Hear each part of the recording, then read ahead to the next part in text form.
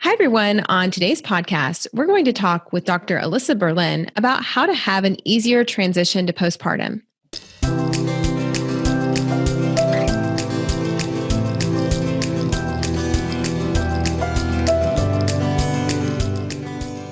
Hi, everyone. Today, I'm so excited to welcome Dr. Alyssa Berlin to the Evidence-Based Birth Podcast. Dr. Berlin is a clinical psychologist specializing in pregnancy, postpartum, and parenting. Dr. Berlin is also the creator of the AfterBirth Plan, a program that prepares couples for what to expect after a baby is born and how to prepare for a physically and emotionally healthy postpartum transition for the baby, for each partner, and for the evolving relationship. Dr. Berlin has a specific expertise working with trauma, addressing anxiety, fear, or any other emotional concerns that may arise around having a baby before, during, and after the birth. Dr. Alyssa and her husband, Dr. Elliot Berlin, are the co-founders of the Berlin Wellness Group. Together, they are the proud parents of 4 amazing kids.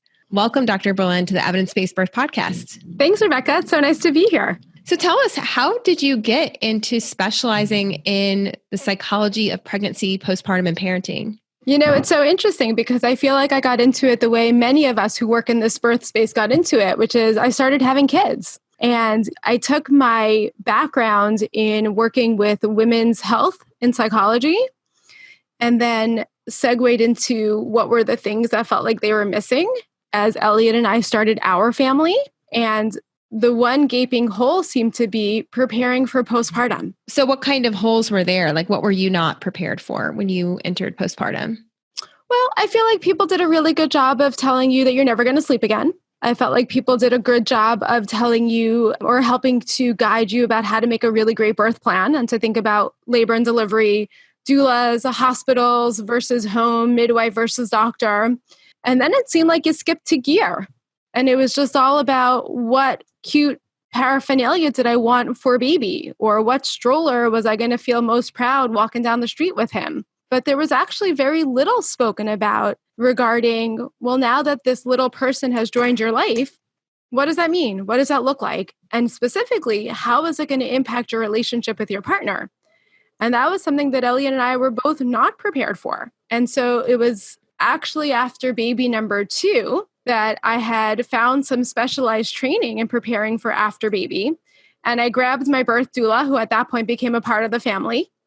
And we went out to Colorado and we started to more deeply delve into this space of recognizing that there's actually a lot you could do to prepare for postpartum. You know, I feel like the line that people would tell you historically is, well, there's no parenting manual, so you kind of just have to jump in and see how it goes.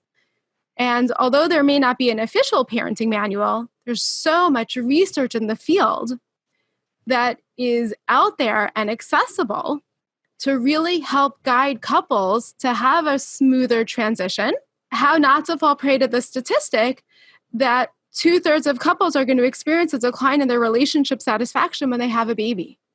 Wow. So there's actually statistics on relationship satisfaction showing that 2/3 of couples are less satisfied with their relationship. Oh, tremendously. There's actually a number of statistics that kind of talk about this general phase of life.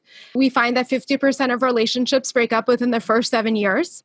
Normally, or what we have discovered is oftentimes that precipitating factor, the catalyst is the birth of a child. And then, like we said, 2/3 of couples experience a decline in their relationship satisfaction after baby. Why do you think that is? And why do you think some people experience a decline and others don't? So all really good questions. And I think there's a lot to be gained from looking at the 1/3 who didn't experience that decline. You know, when we look at what goes into an adjustment across the board, one major component is expectations. And if we look at the hallmark Instagram version of what parenting is about, well, then we're setting up people to expect that having a baby is all puppies and unicorns and rainbows and butterflies. And then when it gets challenging or it somehow deviates from that, people feel like they were fed a false bill of goods, or they wonder what's wrong with them, that they're not experiencing the bliss that either they were promised or was kind of presented for them as the norm. I see that following a lot of influencers and celebrities on Instagram. More often than not, they tend to post these really glowing pictures and everybody looks super happy and content. But the reality is a lot of them are probably suffering and they're just not talking about that. Absolutely. And it's the kind of thing where I feel like it's usually a few months out that these celebrities will come out and talk about their real story, right? I remembered Meghan Markle came out a couple of weeks or a couple of months ago, and her big take home was this element of no one ever asked me if I was okay. And the underlying component being that she wasn't feeling okay. But no one talks about the sweats that come with pregnancy. You glow during pregnancy. No one talks about the challenges of breastfeeding. It's purported as this natural, beautiful bonding moment, which it is. But it's also important for women to recognize that for a good number of people, it's one of the hardest aspects of that transition to parenthood.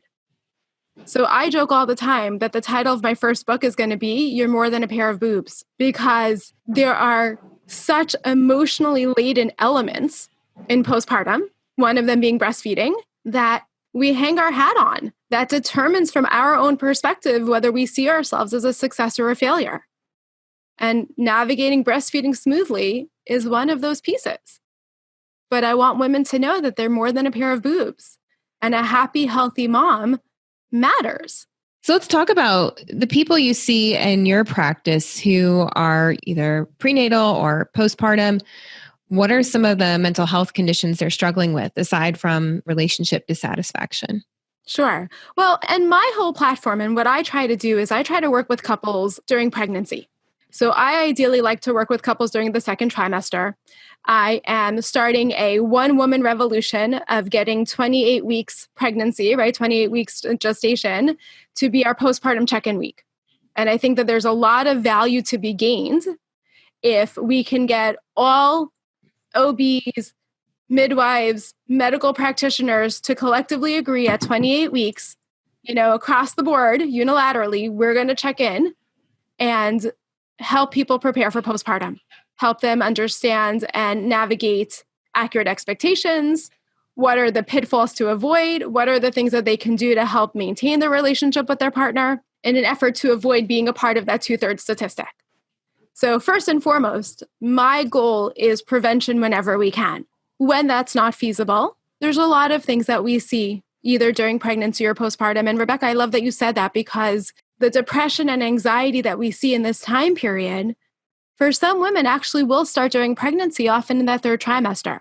So what do we see? We see a lot of things. Probably topping the list is a sense of feeling overwhelmed by the changes in their body, overwhelmed by the enormity of what it means to be a parent and the responsibility and the, additional things that have to get done as a result. I see a lot of women struggling in particular with their sense of self. Who am I now that I'm a mom? Do I get to hold on to all of those old roles that used to make me happy or define me?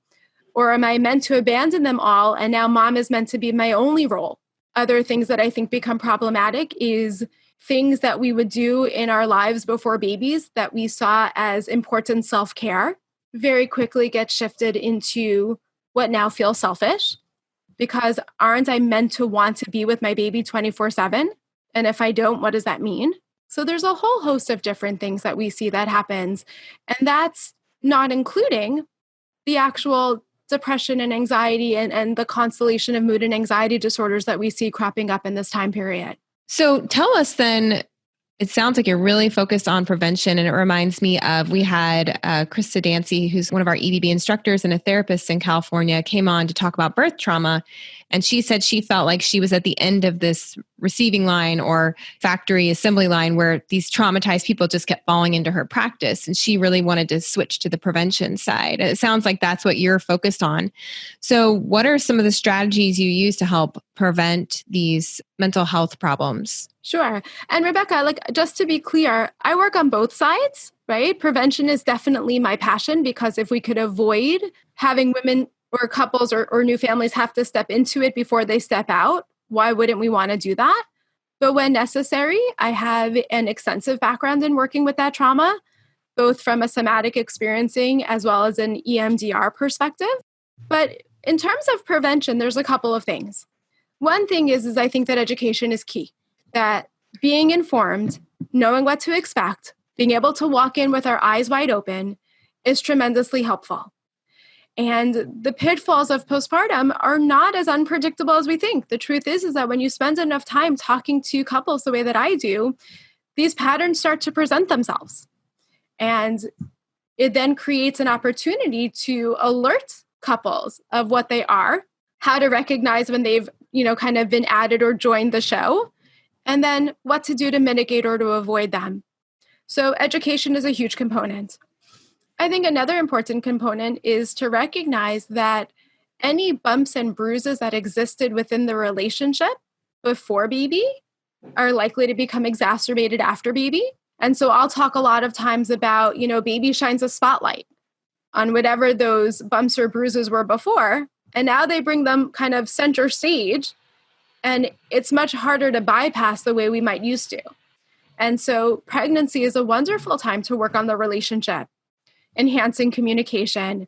If we've never figured out a system at home about how to get chores done or how to, make sure that the house runs successfully, this is a wonderful time to look at it and to explore that. It's also a time of, personal introspection, because again, having a baby calls a lot of ourselves into question. And so if we were to take advantage of the energy that pregnancy offers, what is it about ourselves that maybe is somewhat distressing that could use some attention or some nurturing that'll help mitigate the likelihood that it'll come back with a vengeance postpartum? So those are some of the things that I think can be really helpful. And in the workshop, I kind of lay out some different anchors of how to keep both the individual and the couple feeling strong and intact. And I'm a big believer that these are things that help any relationship, and that things that we want to be practicing during pregnancy if they accidentally fell to the wayside. Because the more practice we have under our belt, the more just smooth and just consistently it'll fall in after baby. So I'll tell people all the time, right? We don't wait for the fire to be blazing to say, gosh, how am I going to get out of the building? I should really have a fire drill.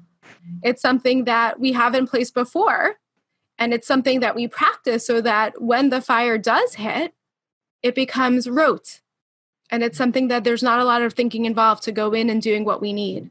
So do you feel like typical practice today, most pregnant expecting couples are not getting this kind of education at that 28-week mark that you're recommending?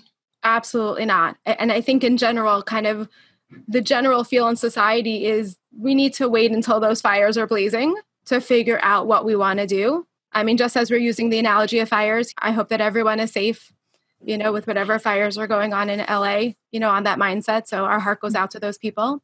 But I think in general, we're more crisis oriented and we're not very prevention oriented.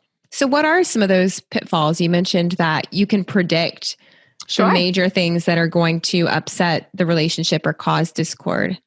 So I think, off the get-go, one of the big ones is entering what I call the baby vortex. And we go into that baby vortex where we become so focused on baby, oftentimes at the exclusion of our partner, either because we're so absorbed in just our love for baby and the coziness and the yumminess, or we go into that baby vortex because we feel overwhelmed by the responsibility of taking care of baby that it's hard to fathom doing anything else, right? The problem is, though, is when we become so overly focused on baby to the exclusion of our partner, the relationship with our partner really does struggle. So when I think about relationships, I often liken them to walking up a down escalator. So let's think about that. Put in a little bit of effort, you'll make some headway. Put in more effort, you'll make more headway. But the second you stop climbing, that escalator is just naturally going to bring you down and farther apart. It's the same with relationships. The second we stop actively investing in that relationship, well, the responsibility and the stress of life just naturally brings us down and can create this distance between partners. Having a baby speeds up that escalator. So we can see the challenge of getting stuck in the baby vortex, becoming so absorbed in baby that we lose sight of our partner, coupled with the fact that our escalator has sped up. And so our relationship with our partner is needing more, but now it's getting less. So that's one pitfall. Another pitfall is that we forget to have fun. That again, we become so overwhelmed with what has to get done that it becomes all business all the time. And instead of finding ways to poke fun or do it together or laugh, we become too serious for our own good. So like I can tell you, my oldest son, who's now 15, came home from the hospital in a towel, right? Why? Because we didn't know what we were doing. And, within our culture, you don't prepare a lot before baby comes. So baby arrived and, Elliot went to the store to get what he thought was receiving blankets, picked up something with a hood, but it was a towel. And we're sitting there in that hospital room trying to swaddle our baby. And these nurses are giggling and snickering on the side saying, it's a towel, guys. So again, here's one of those moments where easily we could have looked at each other and been like, I can't believe you brought a towel. Or it could be like, this is hysterical. Right? Typical new parents trying to bring our baby home in a towel. And I could tell you years later, we made a quilt of all his baby clothing, and that towel is prominently centered in the middle of that quilt. Because if ever there was an indication of where we started, that was it. So having fun, trying not to take things too seriously, really going with the mix. And the third pitfall to me is the pseudo sense of team that we create that really misses the mark and the essence of what a team is about, right? So imagine a baseball field and imagine, someone in the outfield caught a ball. Great, everyone's happy. And imagine the next fly ball came to that same player, but instead of that player grabbing it and catching it like he did before, this time he's standing on the field and his mitt is by his side and he lets that ball fall to the ground. And the other players run over to him and they're like, hey, dude, what did you just do? And he's like, well, what do you mean? I caught the last ball. This ball was your turn. And how often we see that playing out with new families, where you'll hear couples say what I call the daily diaper tally of, I changed 5 diapers. It's your turn to change 5 diapers. And they're coming at it from the perspective of, aren't we a great team? You do 50-50, I do 50-50, you change a diaper, I change a diaper. But it doesn't work on the ball field and it doesn't work after baby. Because the true energy and essence of a team is you have a free hand and you grab it. And even if it means that ball comes to you 2, 3, 4 times in a row, you have a free hand and you grab it. What are you thinking? I'm just it's just bringing back memories of my postpartum. And I don't think that we had any decline in relationship satisfaction between Dan and I. I'm trying to imagine, I can see these kinds of arguments happening though, in terms of like feeling just not being happy with your partner because you feel like they're not doing their fair share. And I think one of the major problems in the United States, at least, is the lack of paid leave for partners. So paid paternity leave, paid maternity leave. Basically, partners aren't guaranteed anything. And I have had so many friends whose partners went back to work the second day postpartum, the third day postpartum. They get less time off for having a baby than they would for Thanksgiving. And I can see how that creates a lot of resentment. I think that's the word I was thinking of, but it's not like it's the partner's fault or the birthing person's fault, but just the fault of our society and not supporting this. And there's a lot of research coming out about how supporting partners and giving them paid leave benefits the health of everybody else in the family. I couldn't agree more. It's so huge. And boy, do you put it into context when you framed it as they get more time for Thanksgiving than they do to have a baby. Like that is such a stark contrast. And I agree with you. And you know what's even more is we need to change the culture where paternity leave is more of a given, recognizing the importance of supporting this new family unit because it's an experience that impacts the family unit. We also need to change the culture where it's acceptable for men to take that paternity leave. And it's not seen as less than of, well, real men don't take paternity leave. Yeah, they do. Because real men recognize the importance of supporting their family and helping, like you said, birthing and non-birthing partners and babies and everyone have the smoothest transition into this new phase of life. And support is key all around, right? Support for every part of that family. And it's interesting because a lot of times we talk about the village breaking down. I think less than the village breaking down, the face of the village is changing, right? We're kind of in like village 2.0, where the virtual village is a big part of it. And instead of it being aunties or uncles or family, now in a lot of ways we're looking at friends and paid support. But how crucial it is for everyone to have that support and to redefine what their village looks like and then take steps to put that in place. Yeah. And I think for our listeners who want to hear an example of the power of having paternity leave or partner leave, just check out episode 85 of the Evidence-Based Birth podcast. We talk with Ashley Smith about her experience giving birth to twins and how long she and her partner had after the birth time off together and how peaceful and beautiful their postpartum experience was with twins, which you would think would be really, difficult. But because she had a partner there with her, it made all the difference in the world. And I know that's not a possibility for everyone, but it's just an example of like what it could be like if we truly, as a society, made this priority. Everything's better with support. Everything's better when we feel appreciated and seen. When we feel appreciated, it's like we sprout wings and fly. There's nothing that we can't do. And like you said, that's incredible. I can't wait to listen to that episode myself. But also to really encourage people that for whatever reason, if it can't be a partner or there's not a partner in the picture, to think about what that plan B or C is. I'm a big believer that when we have a baby, every new baby comes with two new best friends, so creativity and flexibility. And so maybe it's not the traditional picture, but how can we be creative and flexible and still making sure you're getting those needs? And a need for support is across the board. It's a primal need that we all have. Yeah. And I would love to see more research on postpartum doula support in those crucial postpartum weeks. I know that, we have a lot of postpartum doulas who listen to the Evidence-Based Birth podcast. And I've heard plenty of people say how important that was to them to have that postpartum doula, but it's just not being prioritized by researchers. So we're not seeing a lot of data or statistics about the importance, because in other countries, they have nurses come visit you at home. And we don't have that in the United States. Although I know when I was in nursing school, one of my assignments each semester was to make a home visit on a client I took care of in the hospital.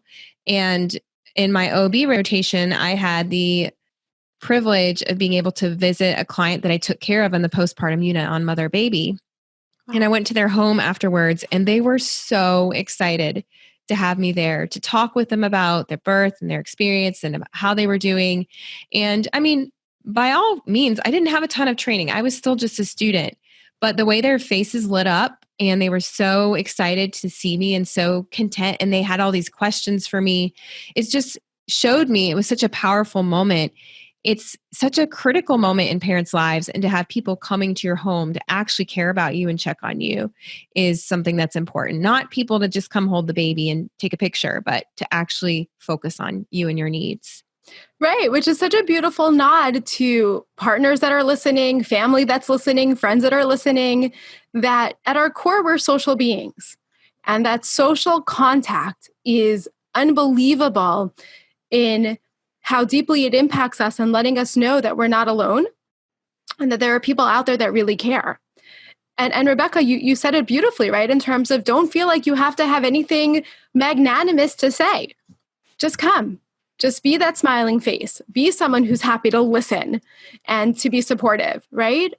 How often do women in particular after their birth want to talk about their birth story or are verbally processing what happened?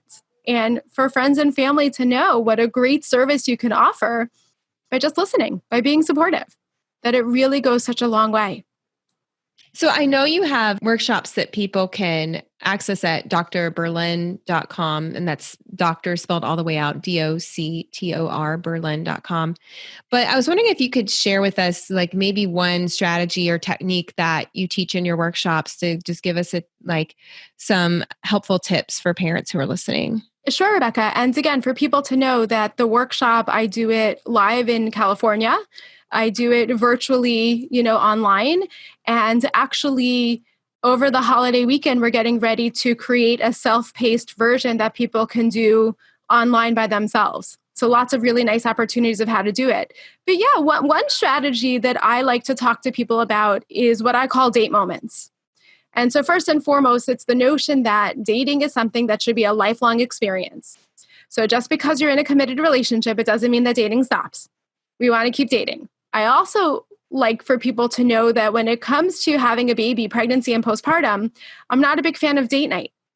And here's why. Anything that competes with sleep is doomed to fail. We'll all have the best of intentions, right? 8 o'clock will roll around, babysitter's going to be at the door, and we're going to look at each other and we're going to say, Timmy goes for his long stretch of sleep right now. So we could go out for dinner or we could sleep. And it's like, why do we want to set dating up to have to go up against the big guns of sleep? So let's forget date night and instead let's move into date moments. And a date moment is any time during the week, ideally morning or afternoon if we can swing it, weekends are helpful, that we spend an hour or two focused on each other, recharging the batteries of the relationship. What does that mean? It means that Areas of contention are off limits. Otherwise, who's going to want to do date moments, right? If as soon as we have that date moment, it's like, well, I finally have you all to myself. So let me tell you what I've been thinking right now. So off limits, right? Save that for another moment. And the other thing to keep in mind about date moments is that it doesn't have to cost a lot of money. It doesn't even have to require that you leave the house. A date moment could be a picnic in the living room. Maybe you do mud masks in the bathroom. Maybe you're a couple who really enjoyed cooking together and haven't had a moment to share the kitchen in a long time. Maybe, you do your own version of paint night and you buy some canvases and paints and you paint at the kitchen table. You are only limited by your imagination and those two new best friends of creativity and flexibility. What I love about date moments is that it ensures that no more than 7 days ever goes by without having a moment to charge the batteries of the relationship. And I usually task the non-birthing partner to be the one to plan it the first 6 to 8 weeks after baby is born, and then just check in with the birthing partner and see if they're ready to join the ranks. But if not, non-birthing partner, you're still on the hook for planning it, right? In time, you guys can take turns. But that's something that really works as a wonderful anchor within the week, as well as within the relationship postpartum.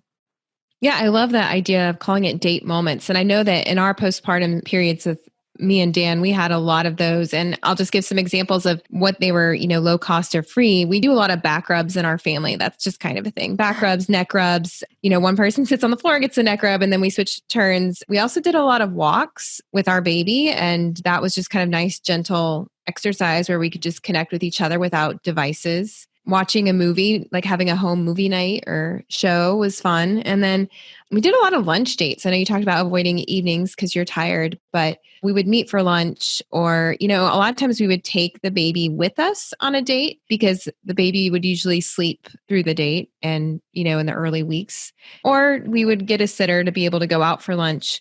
But I think one thing I've noticed is I have had quite a few friends and acquaintances who seem to be reluctant to bring a babysitter into their home or family. And Dan and I have really strong feelings about that you need to be comfortable handing your child off to someone. Because I know some people who have never had a babysitter in like 7 years of parenting. And I just feel like you have to get away with your partner without a child. And you need to expect that, and plan for that and say, I'm going to commit to trusting someone, finding someone I can trust to sit my child so that I can do stuff alone with my partner. Yep. No arguments here. And something that I like to recommend, especially in those early days is, you were talking, Rebecca, about postpartum doulas. And sometimes postpartum doulas are a really nice liaison before you're ready for perhaps a full-on babysitter or nanny of here's someone who is coming in with a tremendous amount of postpartum and infant and newborn expertise.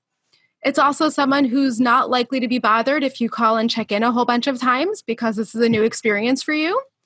So a postpartum doula can be a really nice bridge into getting your feet wet and feeling comfortable leaving baby before segueing into, a nanny or a babysitter. And if there is family around that you trust, right, and that are willing, they could be another great resource to tap into. But I couldn't agree more that time alone is so important to charge the batteries of the relationship. And it's something that you want to know, date moments are not something that you're doing to your kids. Quite the contrary, it's something you're doing for your kids. That they are the direct recipient of that loving, warm relationship that you're creating. And it feeds their sense of safety and attachment and their emotional development. So maybe we can even kind of switch the thinking around it and really help give people permission and to feel good about doing those date moments, right? It's not something you're taking away from your kids. It's truly a gift you're giving your kids. Oh, yeah. And when our kids got old enough, they started complaining about date night or dates. Dan and I, we had the same party line every time. Look, you want your parents to be happy together, right? This is really important for us to get time alone without kids. And it makes your lives happier because we'll be better parents to you. And then they get it. But yeah, you're right. But it's true. You have to take care of that relationship if you want to maintain it and sustain it. So great advice. But it's funny, Rebecca, because we're in that kind of section now as our kids are segueing into teenagers. We're getting a lot of that outward protesting at any signs of physical affection or dating. But I even want, listeners to know it's outward protest, but it's internal comfort, right? Because especially as they're seeing friends around them whose parents may not be together, there's this internal sense of comfort and confidence that I know that I'm safe because my parents do prioritize that relationship. So, right? So people should know that it's outward protest, it's internal comfort. Yeah. And what words of advice or wisdom do you have for people who are not partnered at this time, who are self-partnered or for whatever reason don't have that other person? Sure. And I go back to that notion of creativity and flexibility. Find your people. We all have people, we all need people. And let's just be creative about where and how we access those resources. Friends, surrogate aunties, if it is feasible, some hired help or support. Mommy and me groups can be a wonderful way to even connect with other friends or other people in a similar situation. And I was always a big proponent of the baby share. So maybe one morning a week, I take the 2 babies or the 3 kiddos. And then maybe a different morning, you take all the kids. And how, again, we find that support or that village 2.0 because we need it. No person was ever meant to be an island. And raising kids is a collaborative experience. Exactly. And I think too, we talked about time with partner, but even time alone is important as well. Like time to just step outside and take a few breaths or take a shower without, somebody crying for your attention. So time alone, time with partner, time with other people and creating that community. Yeah, for sure. I mean, that's crazy talk. A shower without someone outside. That's, I'm just kidding. But I couldn't agree more. To me, self-care is we're really taking care of 4 elements. We're taking care of birthing partner, non-birthing partner, the couple, and then the family. And these are the 4 elements we want to make sure is at play or has gotten some special quality time in the course of each week.